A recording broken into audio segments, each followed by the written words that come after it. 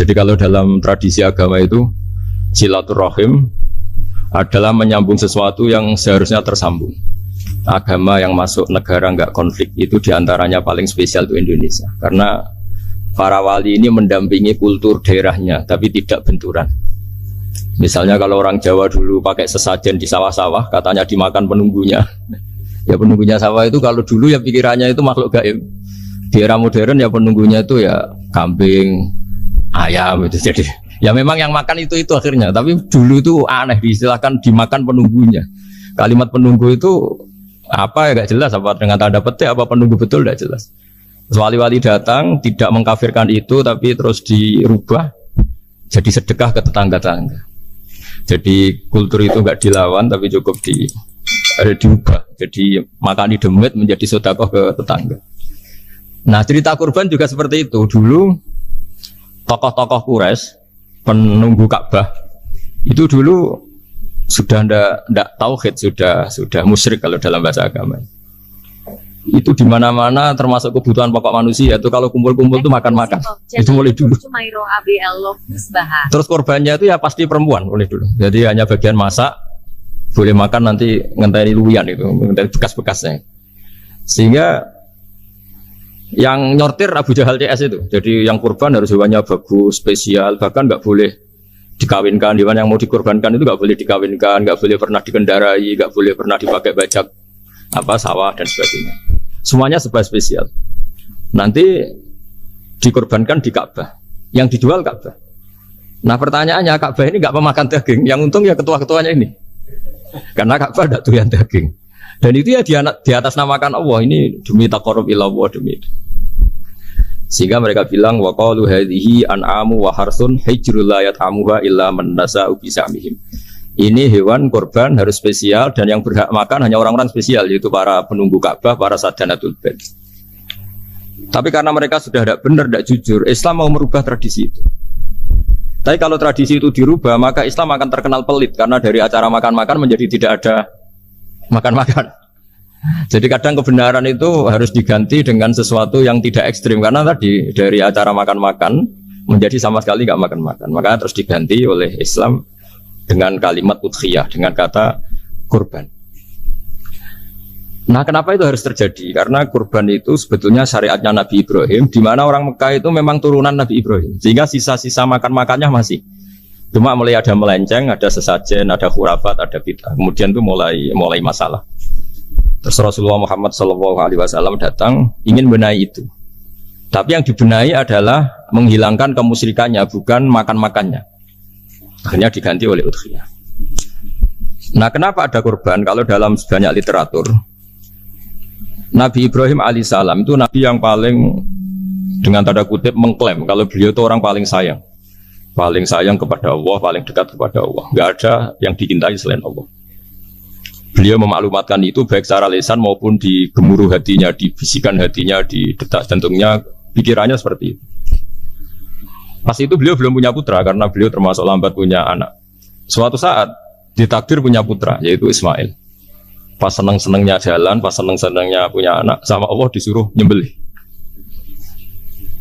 Anak kamu harus kamu sembelih. Ibrahim kaget. Kenapa ya Allah? Kamu adalah orang yang sering ngomong bahwa yang paling kamu cintai saya. Tapi setelah ada anak kamu, kayaknya enggak. Protes Nabi Ibrahim, Pak.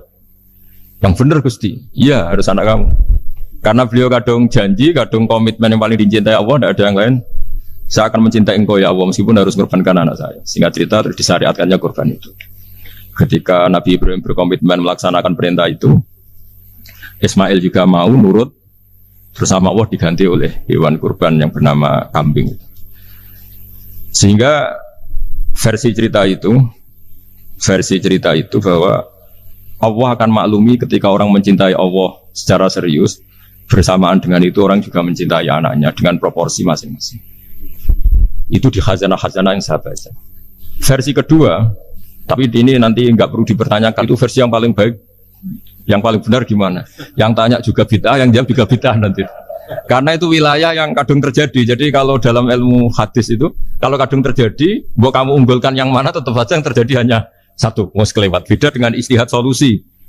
Karena mau terjadi ya kita uji coba. Kalau nggak cocok yang A ya cocok alternatif B, alternatif C. Kalau sudah kelewat mau gimana? Kalau salah ya salah aja kan.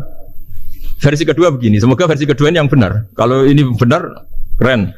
Nabi Ibrahim itu memaklumatkan diri. Kalau dalam bahasa Arab itu iddia itu mengklaim bahwa dia adalah orang yang paling sayang terhadap makhluk Allah, semua hamba Allah. Terus beliau diterbangkan ke langit. Diterbangkan ke langit ke alam malakut. Ya tidak usah ditanyakan tanya terbang gimana, nanti ribet nanti itu. Setelah diterbangkan di langit, wa kadzalika nuri Ibrahim malakutas samawati wal ardh, diperkenalkan alam langit, terus dipertontonkan. Itu ada sekian hamba Allah yang nyabu, yang ngefly, yang dugem, pokoknya yang maksiat-maksiat itu. Ibrahim ditanya sama Allah, gimana itu mereka menurut kamu? Damirhum, habisi saja Allah. Mereka makan rezekimu, hidup di bumimu, tapi mereka tidak mengindahkan engkau. Matikan saja. Sama Allah diturutin. Jalan-jalan lagi sampai 3 kali peristiwa tempat-tempat maksiat itu dihabisin sama Nabi Ibrahim. Beliau minta sama Allah supaya itu dihabisin. Singkat cerita, terus beliau diturunkan sama Allah. Saat diturunkan, ya Allah tidak jawab, tidak apa. Allah itu punya sunnah, punya tradisi. Dengan nabinya itu tidak jawab. Suatu saat Nabi Ibrahim disuruh bunuh anaknya, disuruh nyembelih. Protes kan? Buat samrotu fuadi, ini kekasih saya, putra saya, kenapa engkau nyuruh membunuh? Terus kata Allah, kamu tidak ingat, di malam kamu saya mi'rajkan, melihat hamba-hambaku, dan itu yang bikin aku, dan saya cinta sama mereka yang bikin saya, kamu enak saja minta dibunuh. Sengkirian gantian saya yang minta, kamu tidak nurutin gitu. Kamu pas minta saya tidak tak pikir, langsung tak turutin. Kenapa saya yang sekarang minta kamu pikir gitu. Tapi huwa samratu fuadi, itu buah hati saya. Dan memangnya makhluk-makhluk itu makhluk siapa? Saya yang bikin, kamu enak saja nyuruh bunuh. Nah semenjak itu jadi kearifan kita. Makanya ada guyonan di dunia kiai itu, ada anak perempuan, kan nggak lazim ya, perempuan pakai GL Pro kalau dulu, mungkin sekarang pakai Ninja, pakai celana jin. Siapa ya? Wong luput suwo. Siapa itu perempuan kok gitu? Lu ponakane jenengan, Mbah. Astagfirullah, muga-muga pangeran nyepuro. Jadi langsung rubah dari maksudkan menjadi ndak karena keluarga. Nah, jangan-jangan kebencian kita pada maksiat itu oke, kita wajib benci maksiat, tapi tetap ada catatannya. Plus yang maksiat itu tidak orang yang terkait dengan kita. Coba kalau yang maksiat itu orang yang terkait dengan kita, itu anak kita, ponakan kita, mungkin istri kita, paling mintanya ya Allah ampuni. Sama-sama maksiat, yang satu minta dihabisin, yang satu kita minta diampuni. Fair gak kita sebagai manusia? Tidak fair. Tidak fair. Makanya kalau ada guyonan, ada supir salah dimarahin, pasti supir ini belum pegang rahasia. Tapi kalau sudah pegang kartu, si majikannya punya apalah gitu, simpanan gitu, wah ini pegang, berani marah gak tuh? Jadi itu guyonan kiai. Makanya jadi manusia itu gak pernah adil sebenarnya. Makanya Allah pernah mensifati manusia itu wa kanal insanu dzaluman jahula. Manusia itu sangat zalim dan sangat bodoh. Kalau misalnya jenengan tanya, orang soleh pun itu gimana? Orang soleh asal manusia tidak nabi, itu ya mesti ada zalimnya. Makanya kalau dalam kitab Hikam diterangkan, kitab Hikam itu kitab yang olah manusia. Itu menyebut begini, manusia itu siapa? Dijawab, manusia itu mangkanat mahasinuhu masawiyah. Orang yang ketika baik saja salah, apalagi ketika salah. Kita misalnya punya toko laris ya, doanya mustajab laris, pembelinya banyak, kualitasnya bagus. Pasti ada toko sekeliling yang megap-megap karena orang sekarang ke kamu kan itu.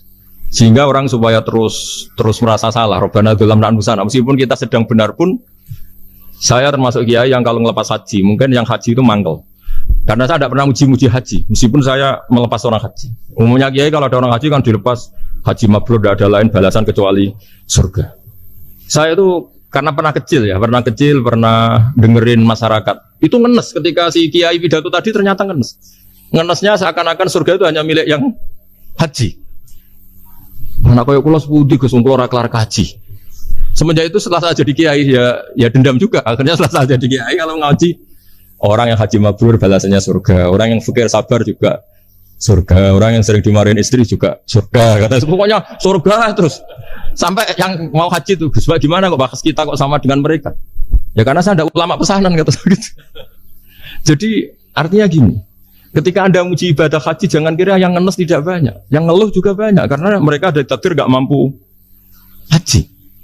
Itu hebatnya Islam. Islam juga datang dengan solusi-solusi. Misalnya Jumatan itu hajinya orang miskin, orang yang ingat Allah mulai subuh sampai matahari terbit juga sama dengan umroh. Jadi karena tidak semua orang itu mampu haji. Jadi itu Islam. Nabi Ibrahim diperingatkan Allah bahwa Tidak seperti itu cara mengelola hambaku. Nah, Islam ini kata Allah, anit tabi' millata Ibrahim Hanifah. Referensinya Islam, mentornya Islam itu Nabi Ibrahim.